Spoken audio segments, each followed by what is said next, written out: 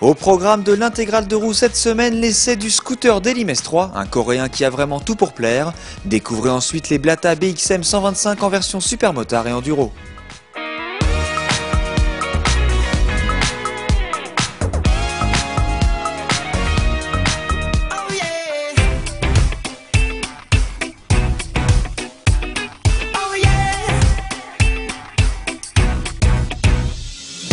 Nous connaissions dans la gamme Delim le S1, le S2 qui était le GT compact de la gamme, et maintenant arrive le S3 qui est véritablement un haut de gamme, un peu sportif, qui se décline en deux versions.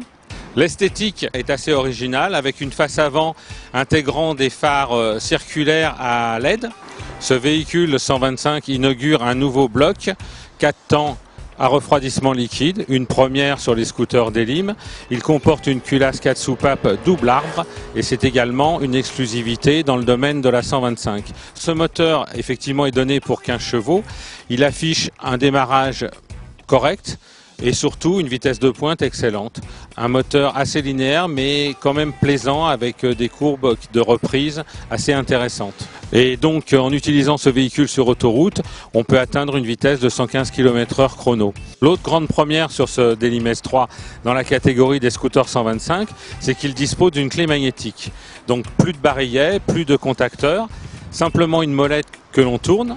Quand on est à moins d'1 mètre du véhicule, elle se déverrouille automatiquement et permet d'ouvrir la trappe à essence, la selle et de mettre le contact. Le freinage du Delim est très efficace. Il comporte un frein à disque avant et arrière, mais couplé au levier gauche. C'est-à-dire qu'en utilisant uniquement ce levier, on obtient un freinage très efficace. Sur ce S3, on a un peu plus de place à bord que sur un S2 par exemple. On a un dosseret de selle pilote et un dosseret de selle passager. Et la position de conduite permet d'étendre les jambes vers l'avant tout en bénéficiant d'un plancher plat pour transporter un colis, ses bagages, un sac. Voilà, c'est très pratique. Au niveau de la capacité d'emport de ce véhicule, dans le coffre, on peut loger donc un casque intégral plus un demi-jet. Et il y a pas mal de rangements au niveau du tablier. On a une boîte à gants fermant à clé et un vide-poche fermé également qui est pratique pour mettre sa carte de péage, son téléphone. Ce modèle Touring est équipé d'une bulle haute qui offre une meilleure protection, notamment du casque et des mains. On aurait aimé que cette bulle soit toutefois un peu plus haute et un peu plus large pour augmenter encore le positionnement Touring du véhicule. Après 150 km parcourus avec ce véhicule, on peut dire que le confort est excellent. Même si les suspensions sont un poil fermes, elles garantissent un très bon comportement routier. Donc ce S3 est aussi décliné en deux versions. Une version Touring que nous avons essayé et une version Sporting que David a essayé. Bon alors David, tu en penses quoi de ce S3 Sporting ?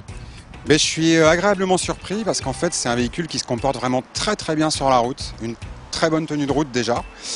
Je suis épaté également par la garde au sol parce que c'est rare d'avoir un scooter qui frotte aussi tard, donc on peut vraiment attaquer avec.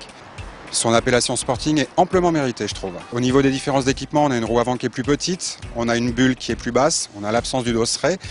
Personnellement, au niveau du poste de pilotage, ces différences ne se ressentent vraiment pas. Ensuite, effectivement, sur des longs trajets, je suppose qu'une bulle plus haute, c'est plus confortable, mais bon, pour un scooter qui est orienté sport comme celui-ci, ça passe très bien. Et au niveau du comportement, il est plus vif ?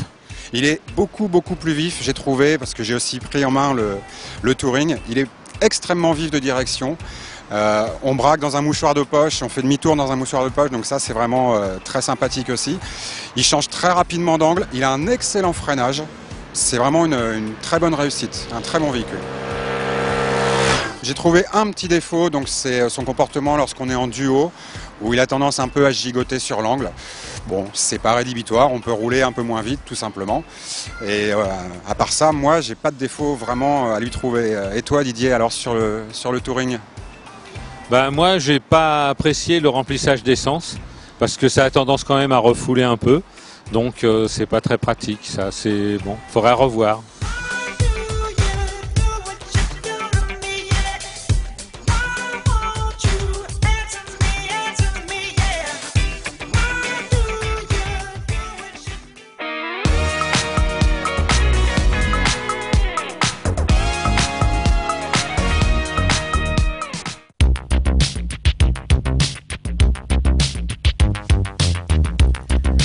2010, la marque tchèque Blata débarque sur le marché des motos 125 en proposant un modèle trail et supermotard.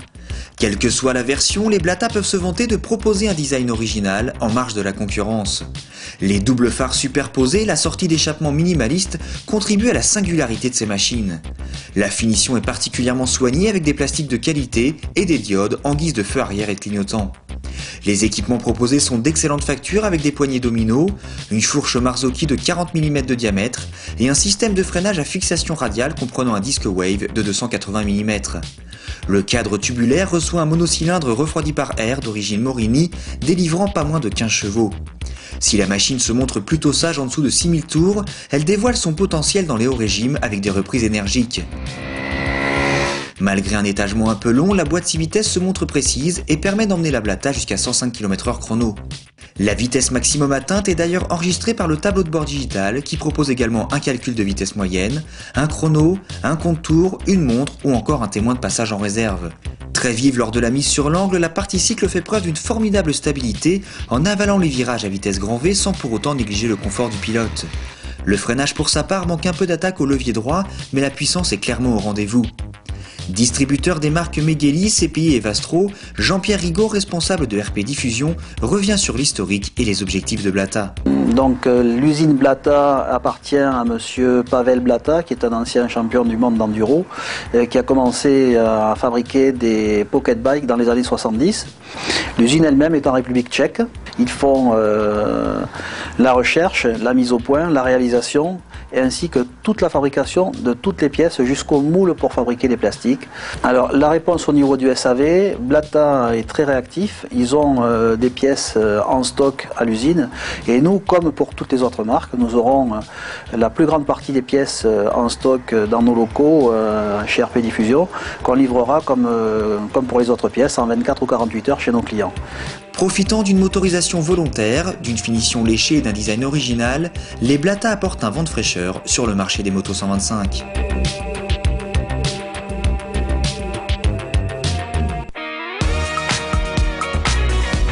L'intégrale d'Euro est maintenant terminée, rendez-vous la semaine prochaine pour un nouveau numéro.